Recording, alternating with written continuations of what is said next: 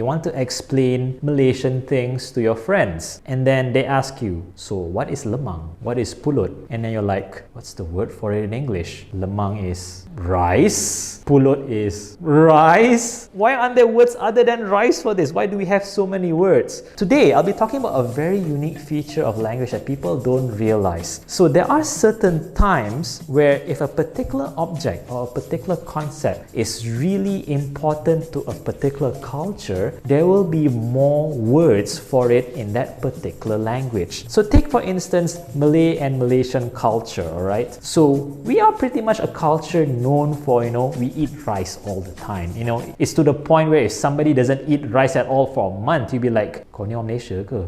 And stuff like that, right? That is the very reason why we have so many words for all forms of rice. You have padi, when you haven't really done anything to it. And then if it's not cooked, you call it beras. And then you have pulut for sticky rice. And then you have nasi and all sorts of other words. And then, you have all this variety of different meals made using rice, like lemang, ketupat, nasi impit. So many different words. But to the Westerners, well, they don't really eat rice, so even beras is rice to them. See, they don't even have a word for uncooked rice. They just call it uncooked rice. There you go. And this is something that not only applies to the Malay language. Every language has kind of like a different emphasis on certain things based on how important it is to their culture. Let's look at the Inuit language, I-N-U-I-T. The Inuit language is spoken by the Eskimos, and obviously, we talk about the Eskimo, well, it's very cold, all they see is snow and ice.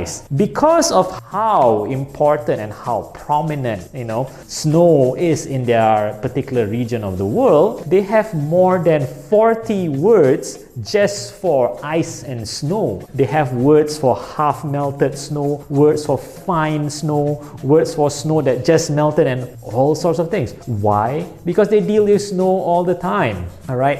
And then there are some languages that might lack certain words, and certain languages that have more words. For example, if you look at the Malay language, alright, look at how we describe the past. Have you eaten? Dah makan. We only have one past tense. Whereas, in the English language, I ate, I have eaten, I have been eating. However, there is this debate. There are some people who believe that, if the word doesn't exist in their language, that means they don't understand that concept. So does that mean that they are stupid? Nope. Just because you don't have the word for it doesn't mean you don't understand things, and it doesn't mean you're stupid either. We have the words because we have to explain things and it's important in our life. That's all. You don't have the word, it doesn't mean you're dumb, alright? So we shouldn't discriminate people based on their lack of words. That's the first thing. Unless you belong to that particular culture or you truly understand that particular language. So the more you understand about other languages, it really just opens the world for you. Why not,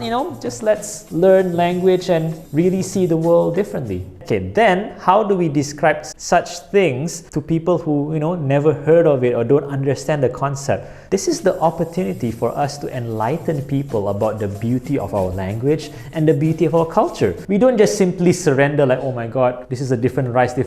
We can say how beautiful and how delicious things are. Like lemang is, it's not just simply rice and bamboo. You wrap it with that leaf and then you put it in the bamboo. You cook it for a certain amount of time until the aroma just seeps in. Oh my God, I'm hungry now.